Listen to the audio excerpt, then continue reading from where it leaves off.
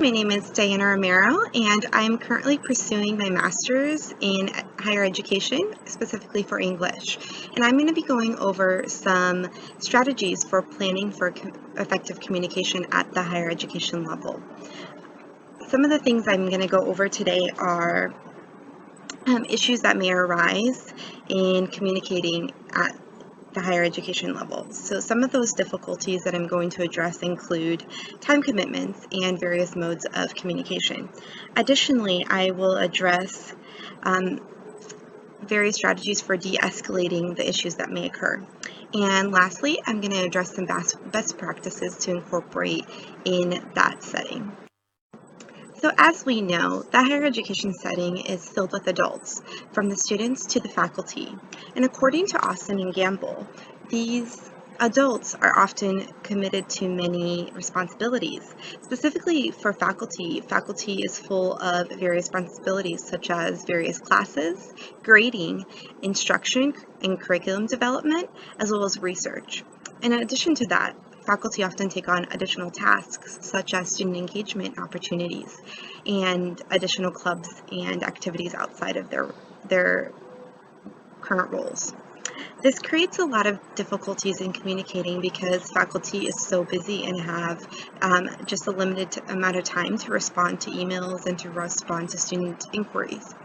This can create frustration with students because students want immediate attention for a lot of their questions and concerns. So therefore, students may feel frustrated because they're not getting the response that they want in a timely manner, in their opinion. Oftentimes, this can create a little bit of a disconnect between the communication of other faculty members as well as students. An additional reason why issues at the higher education setting may occur in terms of communication is the various modes that are available for communication. Students are very comfortable with communicating via email, but there are also other modes that students prefer to communicate with, such as mobile devices and text messages, phone calls, and individual forums in the learning management system, and verbal and written communication. In addition to emails. So those various modes can create some confusion about what the preferred method of contact is. Because of this, then students may feel that they've reached out via email when the professor has a preferred method of contact via individual forum. This may create some difficulties in getting a response as quickly as possible, which may create frustration with the student. So we're going to go over some ways to de-escalate those issues. The most important way to address this issue is to have empathy. In any role, when you're dealing with somebody that's having a difficult time with their work or their school setting or whatever situation that they're in, the best way to approach a situation is with empathy. By offering understanding to the student or the faculty member, we are able to understand where they're coming from and give them a little bit of comfort and the feeling of being understood and the feeling of being an important person in that conversation. I think most humans strive to be understood and strive to feel understood and to understand others, and that's one of our basic needs. So in order to have that addressed, it's best to engage from an empathetic and understanding perspective when addressing an issue. Next, we should discuss what the issue is with the person and ask them if we can come up with a strategy together to address this concern. So that way in the future, we have a way to address the strategy altogether. Next, I'm going to address some best practices for effective communication, specifically in team member settings. One of those is to create clear expectations.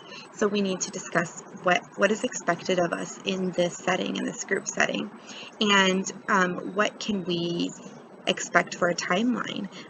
Where do we plan on having deliverables? Another solution is to create a communication plan. So decide what is the best mode of communication in order to alleviate any confusion that might come up in the future.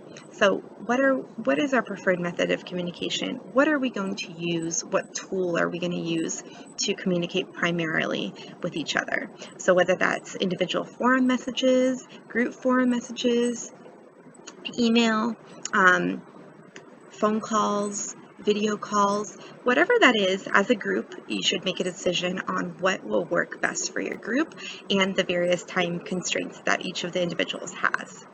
Additionally, we should create some type of schedule, reflect on what schedule works best for deliverables. So when do we expect this piece of this piece of the project to be completed, and when do we expect this piece to be completed? And everybody should have a clear expectation of when the deliverables should be given to the group. In addition, we should ask questions. We should address any concerns that individuals may have, and be open to answering questions and addressing any concerns that may come up, and be willing and open to creating solutions for those as a group. In addition, we should attempt to make personal connections.